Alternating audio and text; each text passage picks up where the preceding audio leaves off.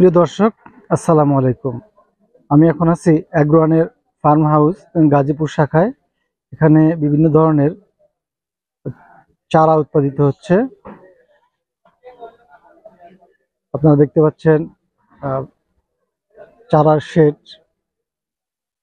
প্রথমে আপনাদেরকে পরিচয় করে দেব অ্যাগ্রোয়ানের হাইব্রিড জাতের মরিচ ওয়ান প্লাস। এগুলো ওয়ান প্লাস জাতের মরিচ চারা। আপনারা চাইলে এখান থেকে এই চারাগুলো অনলাইনে অর্ডার করে নিতে পারেন। এরপরে যে জাতটির সাথে আমি আপনাদের পরিচয় করে দিব সেটা হলো নাগাফায়ার জাত। বাংলাদেশে ব্যাপকভাবে এই নাগাফায়ার জাতের মরিচ চাষাবাদ হয়ে থাকে। এখানে আপনারা দেখতে পাচ্ছেন সুইট বল, এটা একটা হাইব্রিড জাতের পেঁপের জাত। এখানে পেঁপে সুইট বল।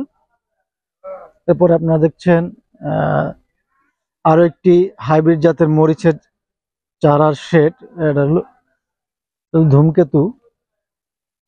এটা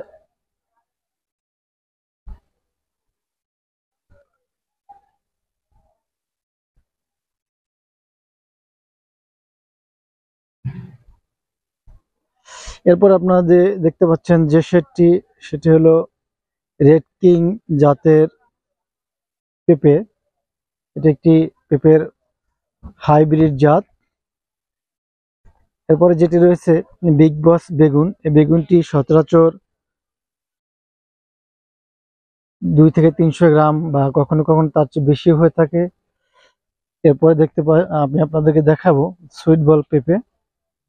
এছাড়া আমি আরো কয়েকটি হাইব্রিড জাতের পেঁপের চারা দেখাবো।